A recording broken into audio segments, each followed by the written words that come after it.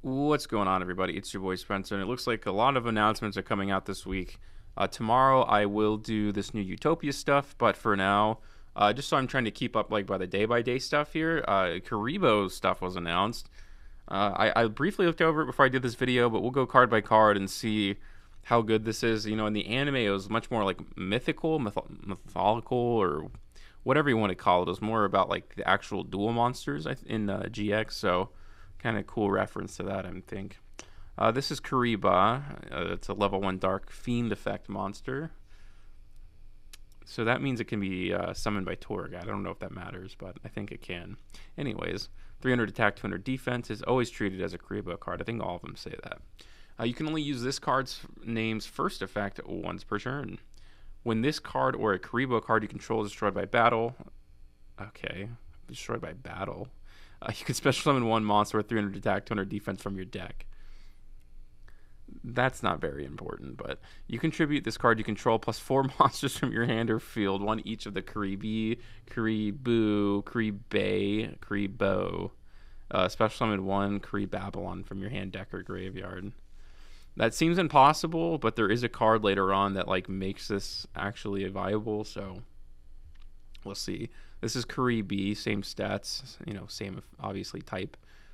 When this card or a Kuriboh monster is destroyed by battle, you can add one spell or trap that specifically lists Kuriboh. Again, destroyed by battle. I think the trade-off is you're going to be able to summon all 5 of these at once, so they can't like be good technically. I don't know. Once per turn, when an opponent's monster declares an attack, if you control another Kuriboh monster, you can change the attack of all their face-up monsters you control to 0. And if you do, negate the attack. All right, let's just move on. This is Kuriboh.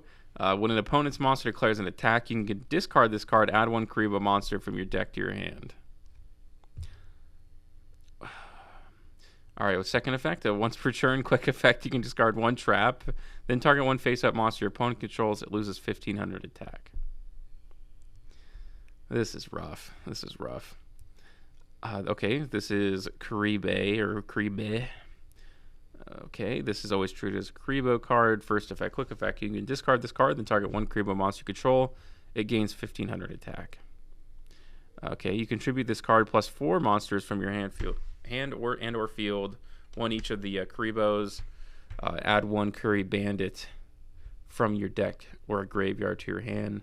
Then immediately after this effect resolves, you can normal summon one Fiend monster from your hand. Okay, so this is what it's all about, right? The first one summons this, I believe, to summon a Curry Babylon. This is it. This is Curry Babylon. So is the getting rid of 5 monsters worth this card's effect. Okay, you can only use this card's first and third effect per turn, and only once that turn. If you have more monsters in your graveyard than your opponent does, you can special summon this card from your hand.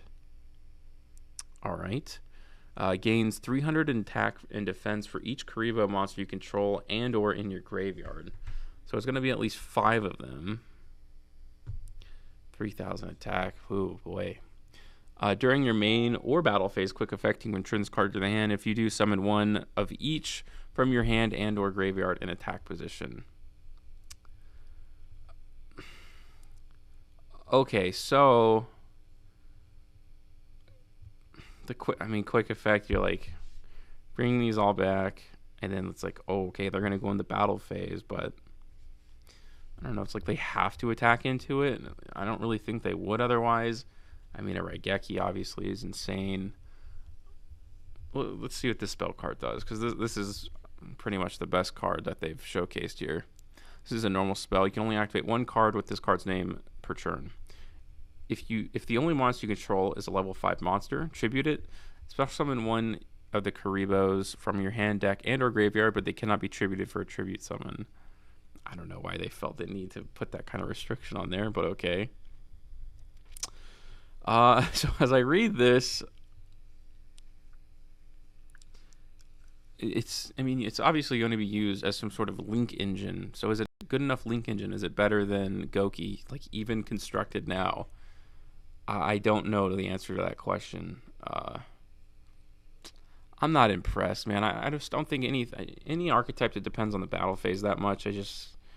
I'm not feeling so great about. Like, you're constantly just going to be negating attacks for what? To summon a 3,000 attack monster at some point during your turn that doesn't have any disruption. Okay, well, you guys will have to let me. I feel like I'm speechless, but you guys will have to let me know what you guys think in the comments down below. But be sure to look out for the Utopia video tomorrow. But other than that, that's going to do it for today's video, and I'll see you guys next time.